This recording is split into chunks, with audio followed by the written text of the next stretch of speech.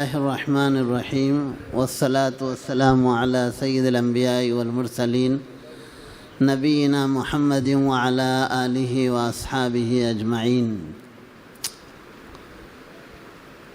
دیکھیے ہم لوگ جو ہے یہ امارت شرعیہ کے قیام کے لیے یہاں پر سب جمع ہیں۔ کوئی بھی کام ہم کریں یا کسی بھی چیز میں ہم شرکت کرنا چاہتے ہیں تو ضروری ہوتا ہے کہ اس کا پورا پس منظر، پیش منظر یا تحت المنظر بھی دیکھنا ضروری ہے، تاکہ اس صورت میں ہم شرح صدر کے ساتھ کام کر سکیں۔ آدھا کچا دل رکھ کر کام کریں گے تو وہ کام کا نتیجہ حاصل نہیں ہوتا۔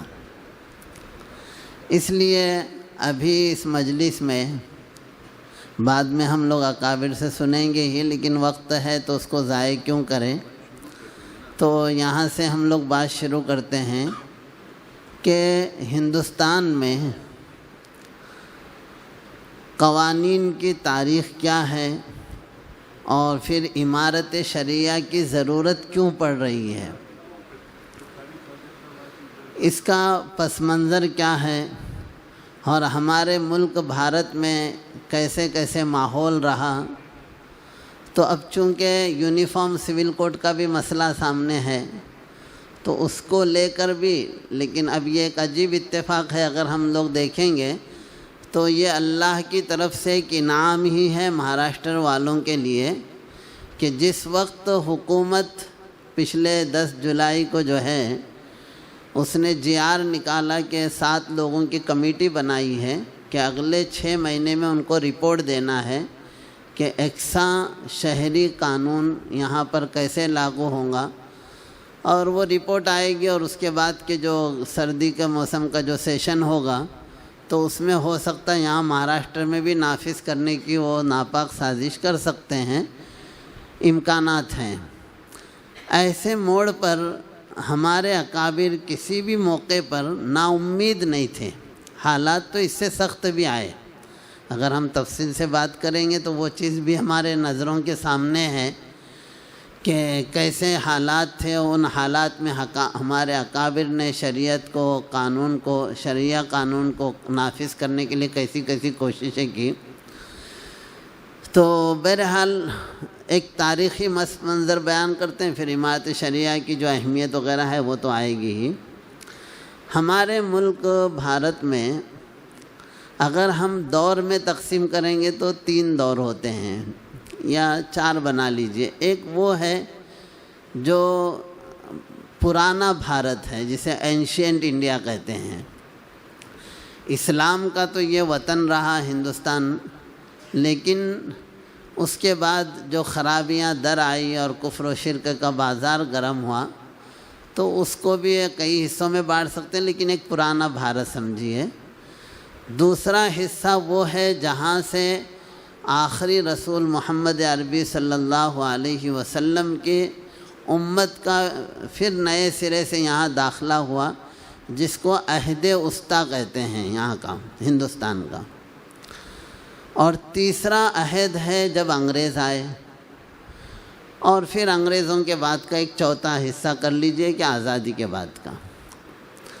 ان چاروں حصوں میں قانون کیسا رہا اور لوگوں کے مسائل کیسے حل ہوتے تھے، یہ الگ الگ حصوں کی ہم تاریخ پڑھ سکتے ہیں۔ بہرحال جب مسلمان آئے تو اللہ کے رسول صلی اللہ علیہ وسلم کے صدقے میں ان کو ایسا قانون ملا تھا جو قانون ظاہر سی بات ہے مشین بنانے والا ہی مشین کو اچھی طرح سمجھ سکتا ہے۔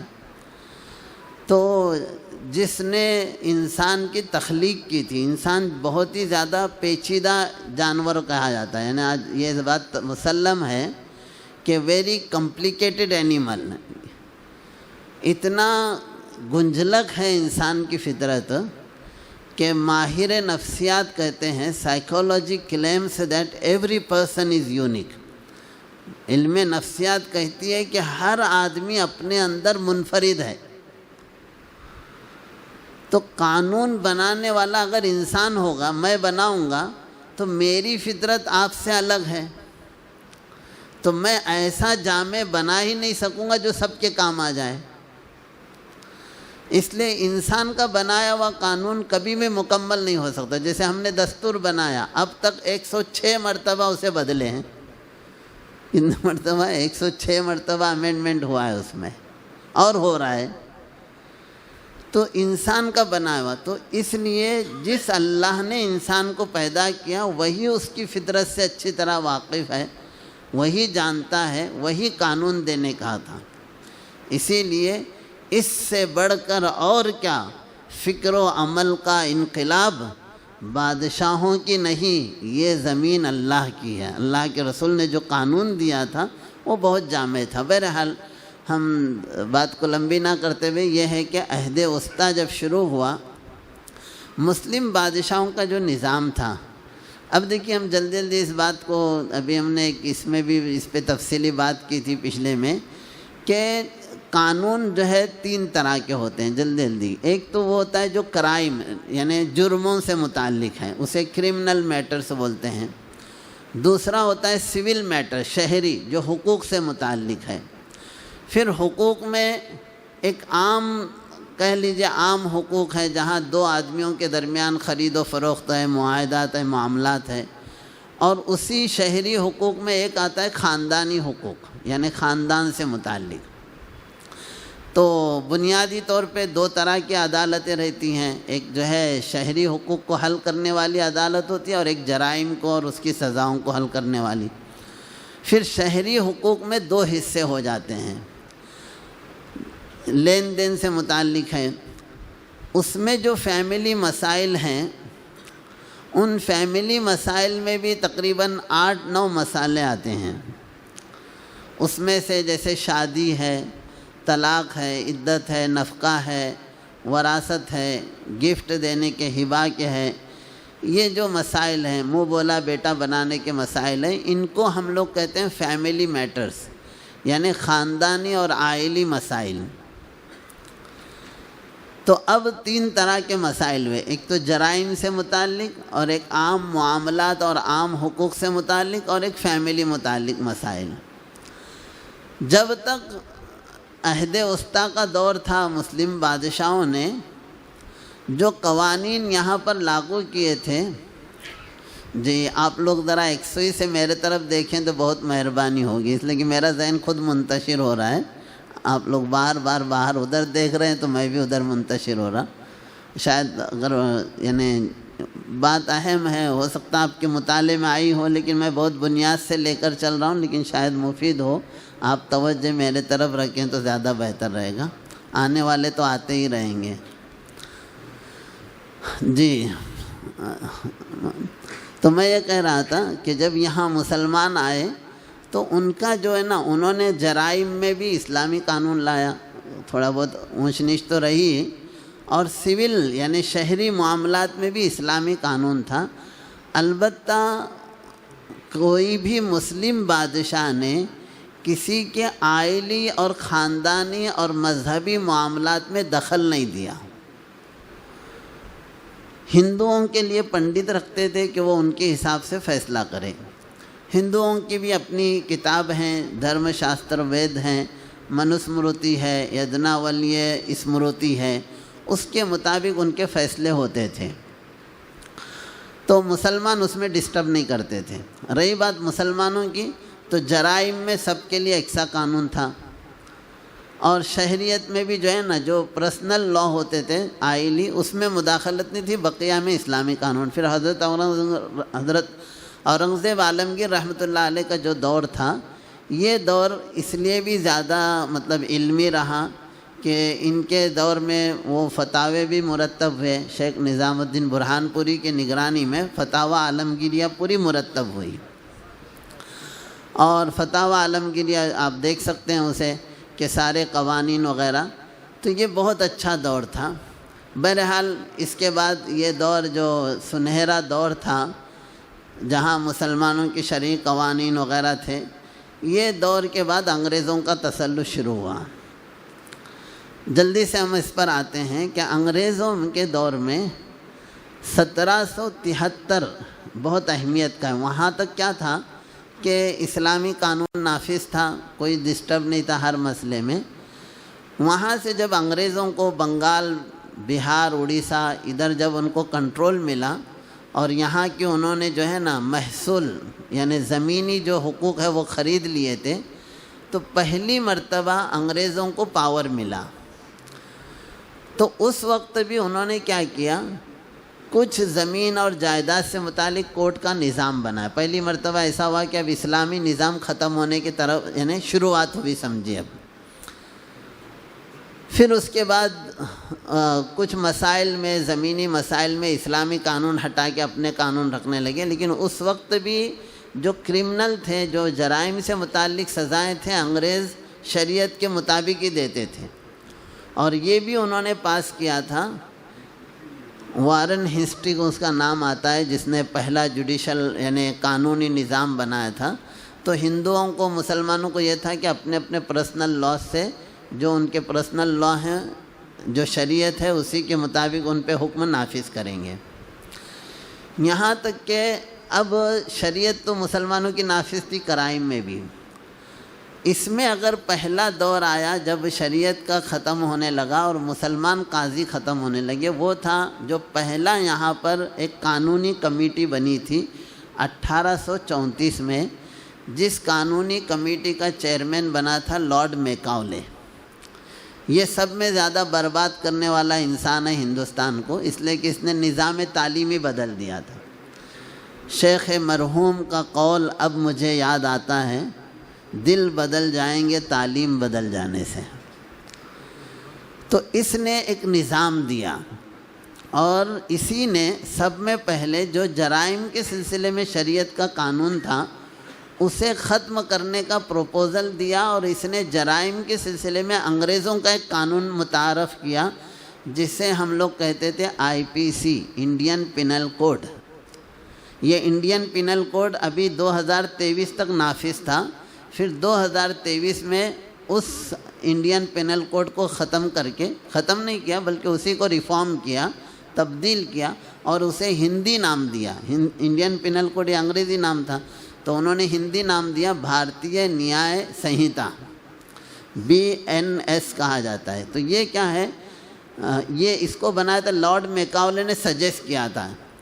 تو 1860 میں پہلی مرتبہ شریعت کا جو قانون تھا وہ ختم ہوا، اور قاضیوں کا بھی ختم ہو گیا۔ قاضیوں کی جگہ اب انگریز جج آنے لگے۔ پھر اس کے بعد اسے پروسیس کیسا ہوگا، جب کوئی جرم ہو جائے تو کہاں کمپلینٹ کریں گے، کون سے جج کو سنوائی ہوں گی، ثبوت کیسے ہوں گے، تو یہ چیزوں کے لیے ایک نیا قانون متعارف کیا، اس کو کہتے ہیں ہم لوگ CRPC، سمجھے۔ پھر اس کے علاوہ جو ہے اس طرح سے نظام بنا، پھر اس کو بولتے ہیں ایویڈنس ایکٹ، یعنی ثبوت کا جو قانون ہے وہ بھی نیا بنا ہے۔ ہمارے یہاں پہلے ثبوت میں بھی اسلامی قانون چلتا تھا۔ اب یہاں سے شروع ہوتا ہے شریف پنچایت کی ہسٹری، کہ قانون، انگریز تو اب ہمارے پورے قانون کو تہس نہس کر دیے تھے۔ تو اب جا کے 1921 میں ہم سیدھا اس پر آتے ہیں۔ بہت ساری یہ چیزیں میں اس لیے جو ہے نا اشارہ کر رہا ہوں کہ ہم کو اس پہ پڑھنا چاہیے، بہت انٹرسٹنگ اور بہت دلچسپ کہانی ہے، کس طرح سے انگریزوں نے مداخلت کی اور ہمارا نظام اندرونی طور پہ دبا کرنے کے لیے۔ ہمارے علماء، اللہ ان کو جزائے خیر دے، وہ لوگ خاموش نہیں تھے۔ انہوں نے کہا کیونکہ مسلمان جو ہے ایک پورا اس کے پاس سیٹ آف لاز ہے، اس کے پاس ہر چیز کی ایک جو ہے نا، ہر چیز کے سلسلے میں اس کے پاس ایک قانون ہے، اس کے پاس ایک نمونہ ہے اللہ کے رسول کا۔ دوسرے مذاہب کا ایسا نہیں ہے۔ ہمارے یہاں جو دوسری قومیں آباد ہیں یا دوسری میجورٹی میں جو قوم ہے، اس کے پاس کوئی مرکزی شخصیت نہیں ہے، نہ کوئی مرکزی کتاب ہے، اس لیے ان کے قانون بہت بکھرے ہوئے تھے، رواجات تھے۔ ہمارے پاس رواجات نہیں تھے، ہمارے پاس ایک مستقل محفوظ نظام تھا، اور مسلمان ہی دنیا کی وہ واحد قوم ہے جو اس بات کو سینہ ٹھوک کے کہہ سکتی ہے کہ ہم تنہا قوم ہے جس کے پاس اس کے خدا کی محفوظ کتاب ہے۔ یہ دعویٰ دنیا کی کوئی قوم نہیں کر سکتی۔ تو اب کیا ہوا 1921 میں، اب یہاں سے آپ کے پاس بھی کچھ لٹریچر رکھے گئے ہیں فائل میں، ان میں بھی آپ دیکھیں تو یہ کچھ باتیں، یہ ابھی تک کی باتیں نہیں لیکن اب اس کے بعد کی باتیں جو ہیں نا تقریباً وہاں کتاب میں ہے۔ سب میں پہلے 1921 میں جمعیت علماء ہند کے 2 اجلاس مولانا ابوالکلام آزاد کی صدارت میں ہوئے ہیں، ایک 1921 کا اور ایک 1931 کا۔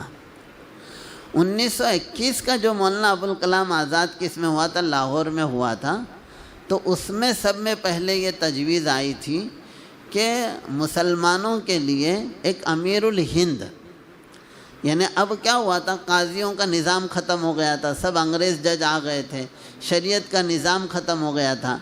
اب ہمارے یہاں کچھ مسائل ایسے ہیں جس میں قاضی کی ضرورت پڑتی ہے، مثال طور پر نکاح کے فسخ کرنے کے سلسلے میں فتویٰ کافی نہیں ہے کہ مفتی فتویٰ دے تو نکاح فسخ تھوڑی ہوگا، اس کے لیے تو قاضی چاہیے، اسے بھی قوت نافذہ چاہیے قاضی کے لیے۔ احناف کے یہاں قاضی کے لیے قوت نافذہ ضروری ہے۔ تو اب یہ ایک مسئلہ علمی طور پہ بھی یہ تھا۔ تو بہرحال 1921 میں پہلی مرتبہ جمعیت علماء ہند کی یہ تجویز منظور ہوئی کہ ہم ایک امیر شریعت بنائیں گے، ہمارا ایک امیر شریعت ہو۔ اب اس کو کیسا کریں گے؟ تو کہا ایک سب کمیٹی بناؤ جو اس پہ رول وغیرہ طے کرے کہ کیسا ہونا کیا ہونا۔ اس کے بعد بدایوں میں جو ہے اجلاس ہونے والا تھا، اس میں یہ کیا۔ بہرحال حضرت مولانا ابوالمحاسن سجاد صاحب کو پڑھنا چاہیے، ان کا بہت بڑا احسان ہے ہم پر۔ انہوں نے اس سلسلے میں بہت محنت کی، اور بہار، جہاں بہار نہیں وہاں بہار نہیں، سمجھ رہے ہیں؟ ہم مہاراشٹریوں کو بھی دین اگر پڑھایا ہے تو بہار کے لوگوں نے پڑھایا ہے۔ آج جا کر ہم یعنی تو بہرحال بہار کو یہ فخر حاصل ہے کہ پہلا امیر شریعت بہار میں بنا۔ تو یہ پائنیئر بولتے ہیں، پائنیئر رائد، عربی میں جو رائد ہے پائنیئر، جو پہلے پہنچنے والا۔ تو بہرحال یعنی اب کام تھی بات ہماری، ہاں 1921 میں یہ تجویز پاس بھی تھی۔ اچھا اب اس کی بنیاد کیا ہے دیکھیے۔ اچھا اس کی ایک پوری تاریخ ہے۔ امارت شریعہ مسلمانوں کو، جیسے میں نے ابھی کہا نا، کچھ مسائل میں قاضی کی ضرورت پڑتی ہے۔ اس کے بعد جمعیت علماء ہند کا 1927 میں یہ تھا کہ قاضی کو بھی حکومت اپوائنٹ کرے۔ اچھا اب اس کی تفصیل میں جائیں گے تو ابھی اگر تقابلی طور پہ اگر آپ دیکھیں گے تو انگریز اس بات کی کوشش میں تھے کہ ہمارے جو نان مسلم ہیں ان کے پرسنل لا، چونکہ مرکزی شخصیت نہیں، کتابیں نہیں، رواجات تھے، تو اس کو انہوں نے ریفارم کرتے کرتے آئے تھے بہت ساری چیزیں۔ جہاں تک جمعیت علماء ہند کے اکابر کا بہت بڑا کردار رہا، انہوں نے اس وقت 1927 میں ایک تجویز پاس کی تھی اور کہا تھا حکومت برطانیہ ہمارے لیے قاضی مقرر کرے تاکہ ہمارے مسلمان یعنی پسند مسلمان کریں گے لیکن اسے سرکاری بیک اپ ہوگا، یعنی اپوائنٹمنٹ سرکار کی طرف سے ہوگا، اختیار ہمارا ہوگا، چنیں گے ہم لیکن اپوائنٹمنٹ، تاکہ وہ نظام کو نافذ کر سکیں۔ بہرحال وہ ہوا نہیں۔ اس کے بعد 1931 میں جو ہے نا پھر ایک نیا ابال آیا پوری تحریک کا، اور اس کے بعد 1937 میں انگریزوں نے ایک قانون پاس کیا جسے ہم کہتے ہیں مسلم پرسنل لا شریعہ اپلیکیشن ایکٹ۔ یہ جو شریعہ اپلیکیشن ایکٹ ہے، اس کے تحت یہ تھا کہ مسلمانوں کے اندر جو رواجات نافذ ہیں وہ رواجات ختم کر کے شریعت کے مطابق فیصلہ ہوگا۔ تو مسلمانوں کے آئلی مسائل جو ہیں شریعت کے مطابق حل ہوں گے۔ یہ اس قانون کا خلاصہ ہے۔ چھوٹا سا قانون ہے 1.5-2 صفحے کا، اس میں صرف اتنی بات ہے کہ دونوں مسلمان ہیں تو ان پہ شریعہ قانون نافذ ہوگا۔ اس کے بعد 1900 جمعیت علماء، اچھا اس موڑ پہ جو حضرات مفتیان کرام ہیں انہیں اس بات کی طرف، یعنی ایک جو ہے نا، میں حضرت تھانوی رحمۃ اللہ علیہ کی بہت عقیدت آتی ہے جب یہ چیز دیکھتے ہیں کہ حضرت تھانوی رحمۃ اللہ علیہ کا بہت بڑا احسان ہے ہم سب پر، اور خاص طور سے امت کی بہت ساری مجبور عورتوں کے اوپر۔ اس وقت حضرت تھانوی رحمۃ اللہ علیہ، حضرت مولانا حسین احمد مدنی کا بہت ساتھ تھا، پھر مدرسہ سہولتیہ مکہ مکرمہ سے، اس زمانے میں، آج تو بہت آسانیاں ہوئی رابطے کی، اس زمانے میں خط و کتابت بہت مشکل کام تھا۔ تو حضرت تھانوی رحمۃ اللہ علیہ کی الحیلۃ الناجزہ اگر آپ دیکھیں گے تو انشاءاللہ یہ ساری تفصیلات آپ کے سامنے آئیں گی۔ اس وقت ایک مسئلہ تھا کہ ہمارے یہاں مفقود الخبر کا مسئلہ بڑا ٹیڑھا تھا احناف کے یہاں، کہ موت کا یقین ہونا، تو اب مریں گا کب آدمی؟ کم سے کم 90 سال تو لگتے مرنے، یعنی ایک آدمی کی ایوریج عمر۔ اب اتنا انتظار کریں گے تو وہ عورت کہیں ٹپک جائے 60-70 میں تو اس کا کیا ہوگا؟ اس کو کہاں انتظار؟ تو اس لیے اس وقت حضرت تھانوی رحمۃ اللہ علیہ نے خط و کتابت کی۔ اچھا، ہمارے یہاں قاضی مالکیہ کے یہاں اب ایسا کیوں ہے؟ ہم بہت ساری باتیں کر سکتے ہیں، وقت بھی نہیں ہے اپنے پاس، لیکن اس پہ ایک 5-6 گھنٹے کھل کے بات ہو سکتی ہے کہ وہ نظام کیسا ہے۔ احناف کو چونکہ حکومتیں ملی ہوئی تھی تو ان کو تو سوچنے نہیں تھا باہر، سمجھ رہے؟ ان کے قاضی القضات رہے، یہ رہے، تو ان کو تو جو بادشاہ رہتا ہے نا تو وہ کبھی نیچے اتر کے سوچتا ہی نہیں ہے۔ لیکن مالکیہ کے پاس حکومت نہیں تھی تو وہ سوچتے تھے کہ بھئی جہاں حکومت نہ ہو تو وہاں مسلمانوں کے مسئلے کیسے حل ہوں گے؟ تو حضرت امام مالک کے یہاں تو شک تھی، ہمارے یہاں نہیں تھی۔ امام مالک کے یہاں ان مسائل کا حل تھا، ہمارے پاس ویسا نہیں تھا۔ تو اس وقت جو ہے، یعنی اب حضرت امام مالک کے یہاں 4 سال کا ہے مفقود الخبر کی، یہ بھی مسئلہ، اور بھی مسائل ہیں۔ تو حضرت امام مالک رحمۃ اللہ علیہ کے مطابق جہاں قاضی نہ ہو تو وہاں جماعت المسلمین کو وہ اختیار ملتا ہے جو قاضی کا ہے۔ تو اس لیے جماعت المسلمین کو وہ اختیار ملتا ہے۔ تو اب انہوں نے، حضرت نے یہ کیا، پھر وہ ایک پورا نظام بنا۔ آپ الحیلۃ الناجزہ اگر دیکھیں گے تو یہ ساری چیزیں آئیں گی۔ بہرحال اس کے بعد ایک اور قانون 1939 میں پاس ہوا جسے کہتے ہیں ڈیزولیشن آف مسلم میرج، یعنی ایک مسلمان عورت اگر اپنا نکاح فسخ کرنا چاہے تو اسباب فسخ نکاح، یعنی ڈیزولیشن آف میرج، شادی کو ختم کرنے کے اسباب کیا ہو سکتے ہیں؟ وہ 17 یا 19 اسباب ہیں پورے، مطلب یعنی یہ چیزیں ہوں تو عورت جا کر قاضی سے اپنا نکاح، اس میں مفقود الخبر بھی ہے، انین ہونا ہے، بیماری ہونا ہے، یہ سب مسائل اس میں ہے، متعنت ہونا ہے، شوہر کا نفقہ نہیں دینا ہے، یہ سب مسائل پہ عورت جج۔ اسی وقت جمعیت علماء ہند نے ایک مسودہ تیار کیا تھا کہ قاضی ایکٹ بھی لاؤ، یعنی قاضی بل کا، کہ قاضی بھی اپوائنٹ کرو، کیونکہ یہ جو فسق کا تم لا رہے ہیں یہ غیر مسلم تھوڑی نافذ کریں گا۔ لیکن وہ چیز ہوئی نہیں، جو ایک بہت بڑا یعنی کمی رہی، محنت تو بہت بھی تھی، بہرحال نہیں ہونا تھا، وہ چیز نہیں ہوئی۔ تو یہ ہے یہ چیزیں، ایک طرف تو یہ۔ اس کے بعد جمعیت علماء ہند تو اس پہ کوشاں تھی کہ بھئی یہ ہونا چاہیے۔ شرعی پنچایت کے سلسلے میں نے ابھی جیسے کہا نا، حضرت تھانوی کی کوششیں وغیرہ لے دے کے بہت سی مرتبہ کوشش ہے، پھر کہا کہ بھئی پورے انڈیا لیول پہ نہیں ہو رہا تو کم سے کم صوبے لیول پر تو کرنا شروع کرو۔ تو وہ صوبے میں نے ابھی جیسا کہا بہار ہے، پھر دوسرے صوبوں میں ہوتا رہا۔ آخر کار 1986 میں حضرت مولانا اسد مدنی رحمۃ اللہ علیہ نے بہت کوشش کی، اور تو پورے انڈیا لیول پہ، پورے ہندوستان لیول پہ پہلی مرتبہ امیر الہند کا انتخاب کیا گیا۔ امیر الہند کا جو درجہ ہے وہی ہوگا جو خلیفۃ المسلمین کا درجہ ہے، اور ان کی اطاعت ضروری ہوگی مسلمانوں پہ۔ مطلب یہ پورا اس کا ایک نظام بنایا تھا، ضابطہ بنایا تھا۔ آپ کے فائل میں وہ ساری کتابیں رکھی گئی ہیں، چھوٹے چھوٹے رسالے، جس میں وہ ضابطہ کیا ہے، کس طرح سے کام کرتا ہے، صوبوں کے جو ہے امیر شریعت کیسے ہوں گے۔ جی حضرت تشریف، ٹھیک ہے حضرت۔ جی اچھا، تو میں کہہ رہا تھا کہ ہاں 1986 میں نا، تو 1986 میں پہلا امیر الہند حضرت مولانا حبیب الرحمن صاحب محدث اعظمی رحمۃ اللہ علیہ کو بنایا گیا۔ پھر اس کے بعد حضرت مولانا اسد مدنی رحمۃ اللہ علیہ تھے، پھر اس کے بعد حضرت مولانا مرغوب الرحمن صاحب تھے جو دارالعلوم دیوبند کے محتمم رہے تھے، پھر اس کے بعد چوتھے نمبر پر حضرت قاری عثمان صاحب رحمۃ اللہ علیہ تھے۔ اب ہمارے حضرت الاستاذ حضرت مولانا ارشد مدنی دامت برکاتہم، اللہ حضرت کی عمر میں برکت عطا فرمائے، وہ اس وقت 5ویں امیر الہند ہیں، ٹھیک ہے نا. اور پھر صوبے کے اندر جو ہے امیر شریعت ہوتا ہے، جس کے انتخاب کے لیے ہم لوگ یہاں پر اس وقت ہیں. اب جو بھی مطلب، تو بہرحال یہ شرعی پنچایت اس وقت جو ہے نا، یعنی اس کو جاننا بھی ضروری ہے، اس کی ذمہ داریاں جیسے خاص طور سے جو. اچھا ایک اور بات بعد میں بھول نہ جاؤں میں، ہندوستانی قانون کیا کہتا ہے. بہت بہتر ہوگا کہ جن لوگوں نے بھی 12ویں کیا ہے یا کوئی گریجویشن کیا ہے تو وہ ضرور لاء کریں.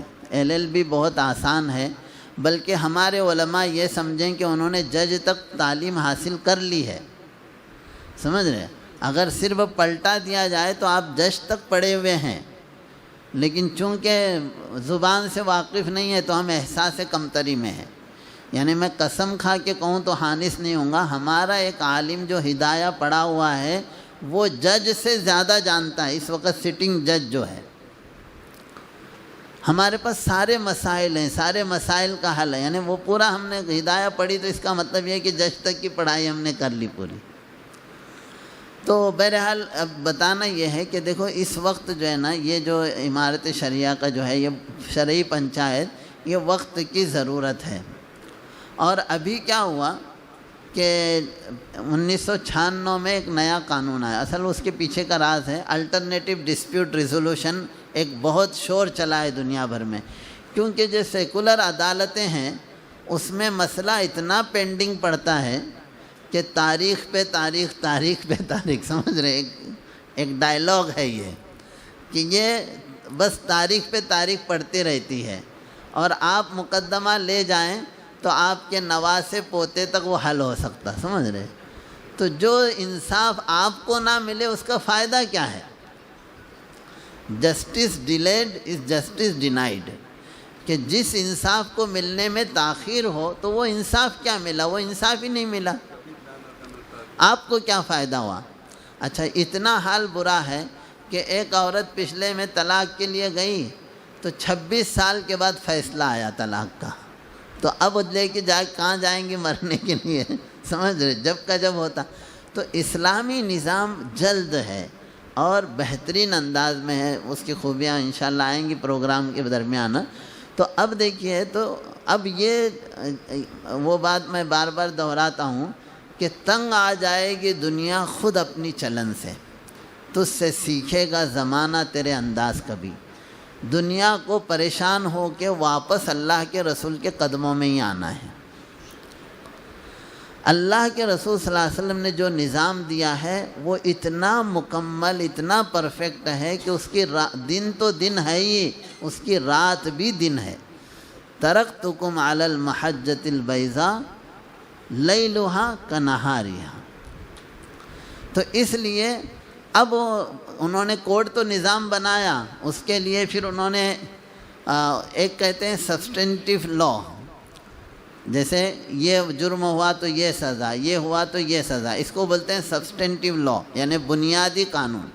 اور ایک ہوتا پروسیجرل لاء کہ اس کو ہینڈل کیسا کرنا ہے. اب اتنا کمپلیکیشن ہے اس کے اندر کہ تاریخ پہ تاریخ پڑھتے جاتی ہے، سالوں گزرتے رہتے ہیں اور پھر آخر میں انصاف بھی نہیں ملتا ہمارے یہاں. تو اب کیا ہوا، جب یہ پوری دنیا پریشان ہوئی اس نظام سے کہ یہاں تو انصاف مل ہی نہیں رہا ہے، تو انہوں نے اب ایک نیا شور نکلا ہے. یہ بہت اہم ہے، یہ مدعے کو ذرا آپ توجہ دیں. اب ایک شور کیا ہوا دنیا میں آج سے 40 سال پہلے کہ بھئی یہ نظام سے تو انصاف مل رہا ہی نہیں، بہت دیر ہو رہی، کیا کریں. تو کہا بھئی متبادل نظام لے کر آؤ. اسے بولتے ہیں الٹرنیٹیو ڈسپیوٹ ریزولوشن، یعنی متبادل مسائل کو حل کرنے کا نظام. تو کہا وہ کیسے، تو کہا ثالثی بناؤ، حکم بناؤ. تو بھئی وہ تو اسلام کا نظام ہے، آپ کھل کے بول کیوں نہیں پا رہے ہیں، سمجھ رہے. ہمارے یہاں کیا ہے کہ بھئی پہلے گھر کے مسئلے گھر میں حل کرو. فالصالحات قانتات حافظات للغیب بما حفظ اللہ واللاتی تخافون نشوزہن فعظوہن واہجروہن فی المضاجع واضربوہن. ارے بھئی گھر میں عورت میاں بیوی کا جھگڑے چل رہے، گھر میں چھل کرو نا، وہاں نصیحت کرو، سمجھاؤ، تھوڑا بہت الٹا پلٹا کر کے ہلکا پھلکا مار کے بھی چلاؤ، سمجھ رہے؟ یہ سب نہیں ہو رہا تو پھر کیا کرنا ہے؟ کیا ہے آگے کیا ہے؟ فَإِذُونَ وَابْتَغُونَ، ہاں وَإِنْ خِفْتُمْ شِقَاقَ بَيْنِهِمَا، لیکن اب بھی حل نہیں ہو رہا گھر میں، تو اب باہر نکلو۔ کیا کرو؟ ایک آدمی تم اپوائنٹ کرو، ایک آدمی تم اپوائنٹ کرو، پھر یہ شرعی پنچایت ہے، ٹھیک ہے نا؟ دونوں آدمی ان یرید اصلاح یوفق اللہ بینہما، قرآن تم کو ایشورنس بھی دے رہا ہے، کیا بول کر؟ اگر تمہاری نیت ٹھیک ہے نا اللہ اصلاح کر دیں گے، نیت ٹھیک رکھ کے چلو۔ آج تو سب توڑنے پہ لگے ہوئے ہیں، سمجھ رہے؟ اب جیسے ڈومیسٹک وائلنس ہوتا کیا ہے سیکولر کورٹ میں، عورت پہ کچھ یہ ہوتا ہے ظلم، تو وہ جاتی ہے وکیل کے پاس کہ بھئی میرا شوہر مجھے ستا رہا، تو شوہر وکیل بولتا تو صرف شوہر کا نام ڈالیں گے نا کیس پکا نہیں ہوتا، مضبوط نہیں ہوتا، شوہر کا بھی ڈال، ساس کا بھی ڈال، سسرے کا بھی ڈال، نندئی کا بھی ڈال، ننند کا بھی ڈال، جیٹھ کا بھی ڈال۔ اب اس کے لیے ان کو جو ہے نا اگر ایک دن آپ نے نندئی جو ہے بیچارہ کچھ بھی نہیں تھا اس کا حصہ، اسے کورٹ میں لا کے پریشان کیا تو زندگی بھر کی نیکیوں کا اس کا ایک دن کھا جائے گا آپ کا۔ تو اب یہ دنیا پریشان ہے مسائل کو لے کر، ان کے لیے حل ہے۔ اسی لیے آخر میں یہ بات کہوں میں، یہ موقع سب میں بہترین ہے ہمارے لیے کہ اس موڑ پہ ہم اسلامی قانون کی خوبیوں کو اپنے نان مسلم بھائیوں کے سامنے، مسلمانوں کے سامنے بیان کریں۔ ابلیس کی مجلس شورا میں جو ہے نا اس نے آخر میں ابلیس نے یہی کہا، کیا کہا؟ عصر حاضر کے تقاضاؤں سے یہ اندیشہ ہے مجھے، ہو نہ جائے آشکارا شرع پیغمبر کہیں۔ تو اب عصر حاضر جو ہے نا اس کا تقاضا ہے، اور اس تقاضے کے مطابق اگر ہم نے قانون کو واضح کیا تو شاید میرے خیال سے انشاءاللہ میرا لمبی ہو گئی بات، لیکن انشاءاللہ کچھ نہ کچھ تو فائدہ ہوا ہوگا نا حضرت؟ جی ٹھیک ہے، جزاک اللہ۔